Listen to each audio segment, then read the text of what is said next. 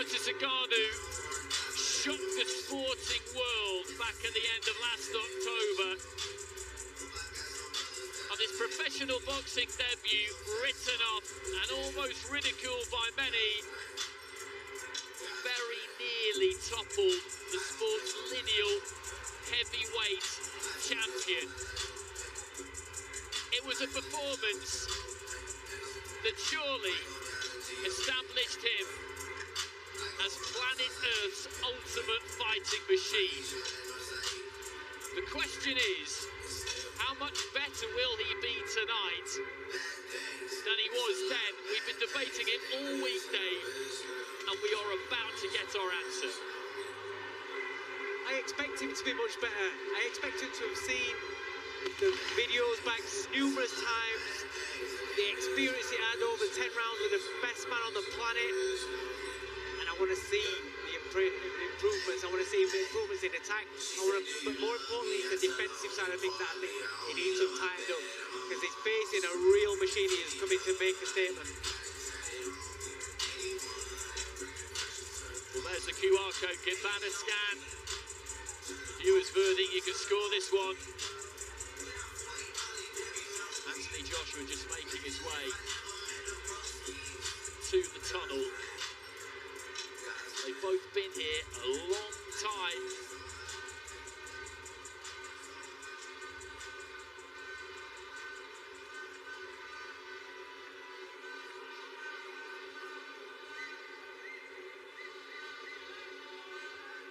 And now making his entrance to the ring, AJ Anthony Joshua.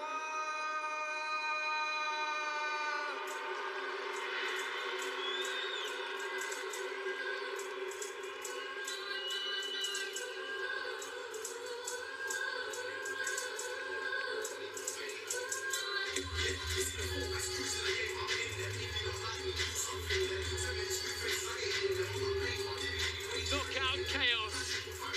That's how this has been advertised. But make no mistake, this is yet another day of reckoning for Anthony Joshua. He knows the potential reward that lurks around the corner should he win tonight, but he also knows better than almost anyone the fate that could befall the fighter in that squared circle between those four corners of truth. Nothing is guaranteed.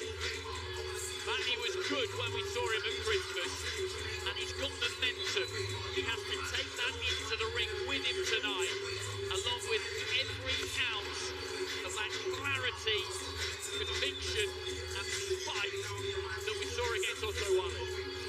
Without any shadow of doubt, and another thing, we kind of try to quantify how much better Nganou will be. In this fight, from the last one, he's got the experience, the 10 rounds, everything behind him. But what we do know won't happen, that did happen to Tyson Fury. AJ will not overlook Nganou. He knows he's a serious threat. He knows he has to be on his game, and he will be. Offering up the final prayer in the corner before battle commences. Ladies and gentlemen, from the Kingdom Arena Boulevard City, Riyadh, Saudi Arabia, this is the main event of the evening. Power versus power. The Predator versus AJ. 10 rounds of boxing in the heavyweight division. And it's all brought to you by Frank Warren for Queensberry Promotions and Eddie Hearn for Matchroom Boxing in conjunction with Riyadh Season, National Event Center, the General Entertainment Authority, Gold Star Promotions, Gimmick, and Zilla. And ladies and gentlemen, special thanks to those that make this all possible. The custodian of the two holy mosques, King Salman bin Abdulaziz Al Saud, His Royal Highness, the Crown Prince Mohammed bin Salman, and His Excellency, Chairman of the General Entertainment Authority, Turkey Al Sheikh.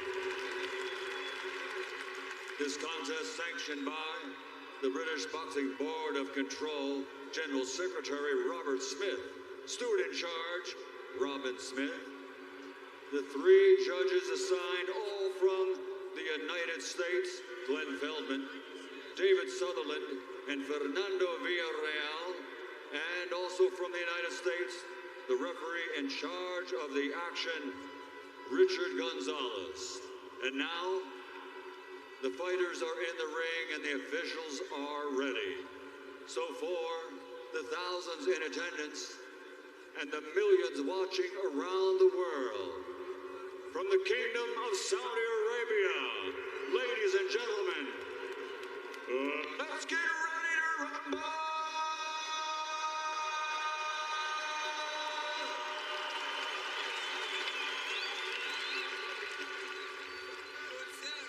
Introducing first, fighting out of the blue corner, wearing pink and gold and officially weighing in at 272.6 pounds. A few months ago, in his boxing debut, he shocked the world. Now he plans to shock the universe. From Cameroon, rated by many as the most dangerous puncher in the heavyweight division, the former UFC MMA heavyweight world champion, the Predator, Francis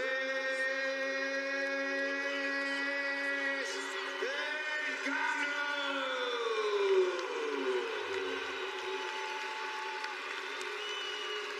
And across the ring, fighting out of the red corner, wearing white, official weight 252.2 pounds.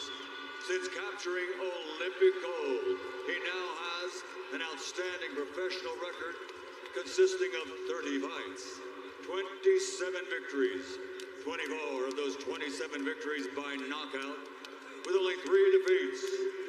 From Watford, London, England, the former two-time heavyweight champion of the world, AJ Anthony Joshua.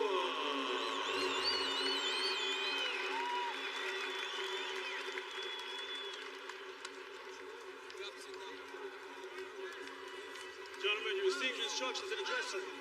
I expect a good, clean fight. Protect yourselves at all times. Obey my commands at all times. Touch them up.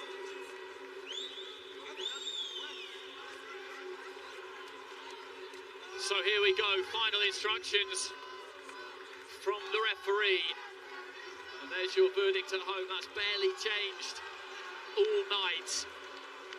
The moment of truth is upon us. Joshua in the white, Nganou in the white, pink and gold. Joshua immediately just trying to land that jab. Little feint with the front foot.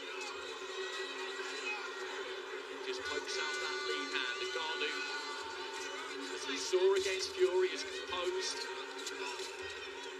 He's got decent fundamentals. There's no panic in him, which you would expect of an athlete of his stature, and he has got this incredible reach on him. He's shorter in height than Joshua. He's got an inch on him in reach, something which caught Tyson Fury out, he admitted to us this week. Wide open down the left side though, and Nganou, AJ's got to double up from that jab, or jab the head, jab the body, and then bang that right hand straight in. He'll catch him. Keep pulling back with the left hook. Does open right hand, then Nganou is. Well, he steps in there, tries to let that left hand go, led off with the right, and then flung in a left hook. He's sharper. He's definitely sharper than the Fury fight. But as you say, he's got that same sort of gap down with the shoulder separation for the left hand. You can see a channel straight there for the right hand. Just caught Joshua on the top of the head with that left. Didn't have any impact. Joshua just dancing with a raining left jab to the body. Yeah, keep jabbing the body and then bring the right hand over the top. That's the shot that Joshua needs to be looking for. You can see the weight of the shots. Certainly southpaw here, Nganou. George Groves mentioned it in the studio about an awkward rhythm. Joshua's got to try and get the rhythm and the timing and that.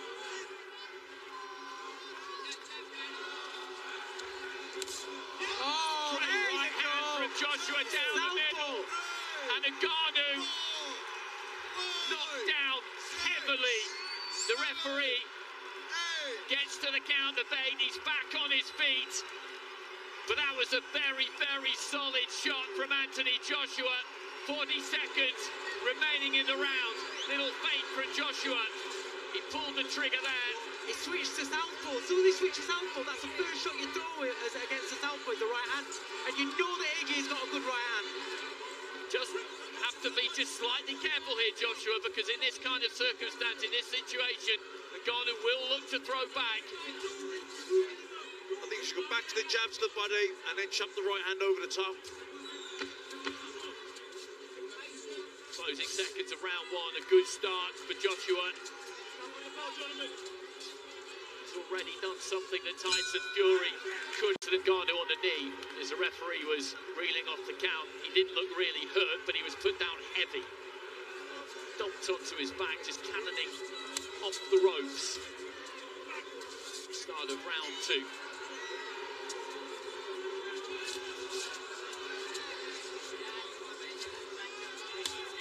Still wide open down that left side, isn't he? For the right hand, you know, you want to pull him with the left hook to see him. The feints from Joshua drew quite a big reaction from Nganou as well. I always said is, remember when George Groves knocked him with Carl Crotch, that low left hand sweeping as he's pulling back with that left hook? And that's the shot that I can see happening in this fight. He's always pulling the trigger on that left hook as he's leaning back. Again, Joshua just in and out with the feet. Nganou tried stepping with the jab. Contorted expression on his face every now and again, and Nganou when he looks to throw.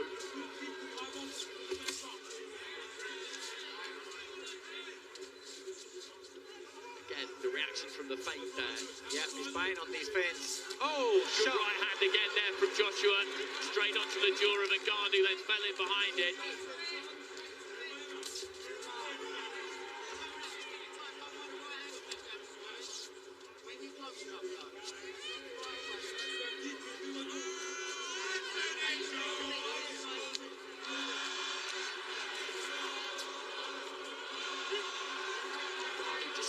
To move in, throw a right uppercut, whether to the body or to the head, but close down his own space. Hasn't had an awful lot of success yet, Nganou. Not too much to encourage him so far. So I'd like to see Joshua just get a little bit busy with the jab, just to try and set that right hand up again. But does it need to be a moment here, because he's, you know, the feint's there, he's getting the triggers out of him, he's offsetting Nganou there. He's still dangerous. That's nice, up and down. Oh, wow, wow! Again there from Joshua, followed by a left, and down goes Nganou for the second time. Once again, he's up on a knee and up at the count of 8. But he's finding this very difficult in there, Francis Nganou. Right hand landed solid, as did the left. Big right hand there again from Joshua, and the referee waves it over. That is a demolition job from AJ. Detonating that right hand. He has stretched out Francis Nganou. Referee Ricky Gonzalez waves off the count and instantly calls a halt to the bout.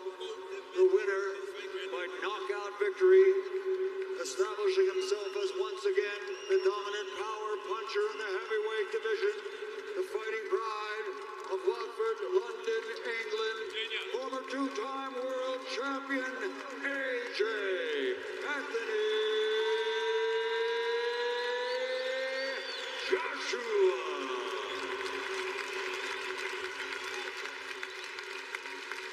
Well, good scenes at the end. An embrace between the two. There's been an awful lot of admiration and respect between these two extraordinary men in the build-up to this fight. Nganou looks a little bit shell-shocked. I I don't think he can really comprehend just yet exactly what has happened to him in there. On his feet, he's feeling fine. A round of applause for the former UFC MMA champion from Cameroon, the Predator, Francis Nganou. But the harsh reality of that defeat will sink in over the coming hours, the coming days, and it will be a difficult one for him to take. Anthony, I try to think of some of the best things to say during these interviews. I think the first thing to say is, that was incredible. That was an absolutely incredible performance. And that is the biggest right hand I think I've ever seen live in a boxing ring. It is what it is. There was a lot of talk when this fight was matched that me and you spoke, and you know, you openly said to me, like, Francis isn't on your level. You said that it was a gimmick fight, and that I asked you, and I said, does that mean sort of against you, he can't compete? No. What I was saying is, on the route to the championship, we should always stay focused. And this was me stepping aside from that mission. I thought it was something for the broadcasters and sponsors to kind of get behind because it's just about entertainment. But when I saw the fight with him and Tyson Fury, I was like, damn, this guy can fight. So I said, I need a piece of that. And as I said, he's an inspiration. So we wanted to welcome him. We broke bread together. And he's a great champion. And this doesn't take away anything of his capabilities, because in boxing it's one or the other, right? He can come again. Do you think Francis can come again? That's what I'm talking about. Yeah, he can come again. I told him he shouldn't leave boxing. He can do well. Remember, he's two fights in, and he's fought the best. He can go a long way if he stays dedicated, but it's up to him. 4 fights in 11 months, 4 gradually increasingly better performances. This is the best performance out of the lot, regardless of whether or not he is a 2-fight boxing novice. He is a former UFC heavyweight champion. What do you put down to the increased and better performances in the last 11 months? The Ben Davison Performance Center.